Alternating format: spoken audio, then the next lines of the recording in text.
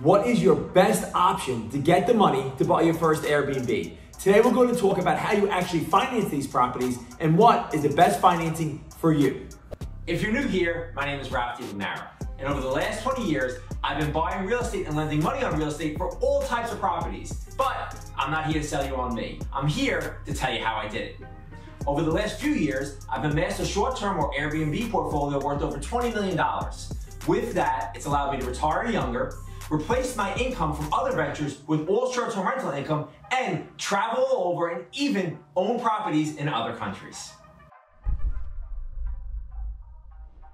So we've talked a lot about Airbnbs and buying these properties and what great investments they are. But how do you find the money? And what is the best way to finance these properties? I've been in mortgages for about 20 years, so I'm going to go over these options with you and what I've used in the past for my Airbnbs and what I've seen be successful for other people. So let's start here. Your first property that you buy can be and should be bought in a manner where you're either going to live there and rent out either rooms or a portion of your house, and or you're buying it as a second home. The reason I say this is because that is the cheapest way for you to buy your first Airbnb property. So the loans you will use for something like that are either an FHA loan for your primary residence or a Fannie Mae or Freddie Mac conventional loan for your primary residence and or second home. Let's go through those options, right? Short-term rentals have proven that statistically they are giving you a higher rate of return than long-term or one-year lease properties, right? Or longer-term lease properties. So let's talk about number one, conventional or FHA financing. Here are the pros of it, right? You can buy a house you plan to live in with as little as 3.5% down and rent rooms, one of the units. So if you buy a multi-family home, you could bet, so if I buy a 2-family or a 3-family or 4-family home, I can rent one of the units and live in the other unit. Or if you buy it as a primary residence and you live in it for at least 1 year, right? You have to live in it for 12 months.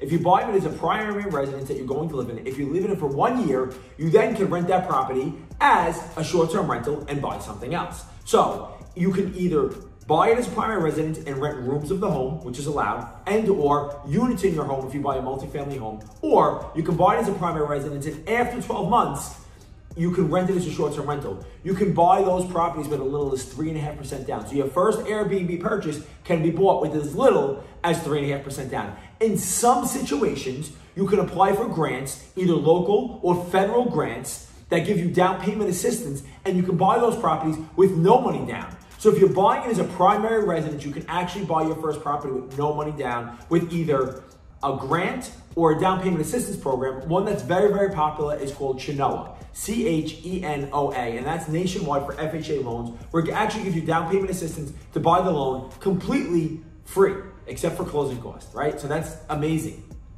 And or the second option for a conventional, if you cannot justify the home as a primary residence, you can buy it as a second home, right? As a second home, you can buy it with as little as 10% down. And as a second home, if you buy it through Fannie Mae or Freddie Mac loans, conventional Fannie Mae and Freddie Mac loans, which are the loans that are available for second homes, if you buy it as that, you can actually rent it from day one as a short-term rental. You just can't take a yearly lease. So you can't take a long-term lease. But Fannie Mae and Freddie Mac say that you're allowed to rent that second home as a short-term rental part-time. So you can buy it with 10% down as a second home conventionally, and you can rent it short-term. So those are the pros of this, right? It also, as a primary residence or a second home, offers you a lower borrowing rate or interest rate in buying these properties. But let's talk about the cons, right? That's the pros, right? Those are the pros of buying these properties conventional. Let's talk about the cons, right? If you cannot justify the home as one you will live in or a second home, and you can only own one of each, right? You can only own one owner-occupied property and one second home. So that's it. One owner-occupied home and one second home. So if you can't justify it as either of those properties, you're going to have to buy it as an investment property, right? And as an investment property, you have to put at least 20% down. So if you can't justify it as an owner-occupied property or a second home, you have to buy it as an investment property, and that's going to cost you 20% down. So that's a con, right? You also are going to have to show enough income to justify buying these properties. If you can't buy the property using just your income from your job or your jobs or your business, right, then you're not going to be able to buy the homes in this fashion. So for a conventional loan, you have to be able to justify the property on an owner-occupied or a second home with just your income, right? You can't use rental income. You can't use income from any other place. So basically, just so you know what that is, you're going to have to justify the property based off your gross income, right, of just your jobs. And you're not allowed to use any rental income. If you buy it as an investment property, then you're allowed to use market rent. So the average rent in the areas, but the average rent in the areas for long-term rentals, not Airbnb rentals. So these are two things you have to think about of cons of using conventional financing, right? So those are the kind of the pros and cons of conventional financing. One more thing I'd like to mention about conventional financing. As you scale your Airbnb portfolio, and I want you guys to own multiple homes, that's ultimately where the gold is and the long-term riches are, right? I think that's where you create long-term wealth and you create an income that's different. As a conventional financing, so Fannie Mae, Freddie Mac, FHA, right? You can only have a total of 6 financed properties. 6 financed properties. After 6 financed properties, you have to find non-traditional financing, which is what we're going to talk about next, right? So non-traditional and or DSCR loans. DSCR loans. What does that mean? That stands for debt service coverage ratio. So let's talk about the pros of these loans.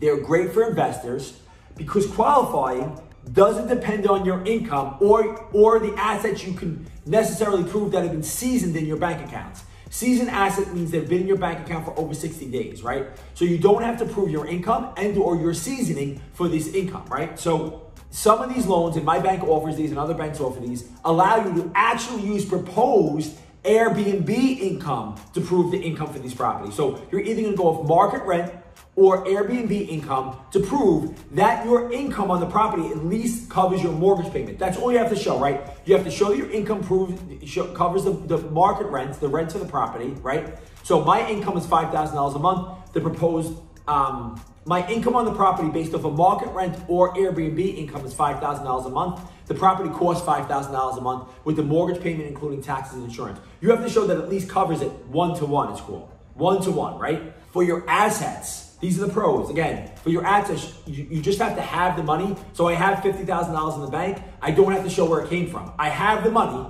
I don't have to show where it came from. Another pro for these properties, right, is they're bought under LLCs. So they're bought under your business. LLC loans. They're all LLC loans, meaning you have better insurance coverage because even though the insurance is going to cost you a little bit more money, you have better legal coverage. If anything ever happens at the property where you're under litigation and you're sued at that property, they can only sue the LLC. They can't sue you personally, right? They can, but most likely it's not going to hold water, right? They can sue the LLC. So for these loans, non-QM, non-traditional or DCR loans, they're done under LLC. They're going to sue your corporation, not you personally, which is great. And it separates that property from the rest of your properties, right?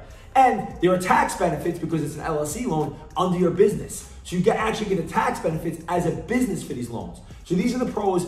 These are the loans that I'm mostly using now, and I think they're amazing for Airbnb. But let's talk about the cons, right? The cons, there's 2 major cons of these loans. First, they require a 20% down payment. No bank at this point on these loans, especially during these times of high inflation and everything else, is going to let you buy these homes with less than 20% down.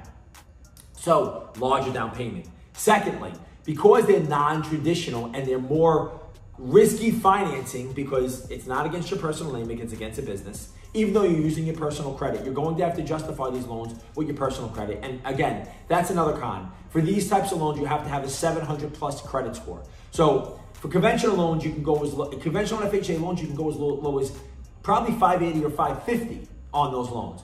For DSCR, non-traditional loans, you have to have at least a 700 credit score. So you're using your personal credit, but they're going to require at least a 20% down payment, and they're actually going to carry a higher interest rate than your traditional financing is going to carry because they're deemed riskier loans.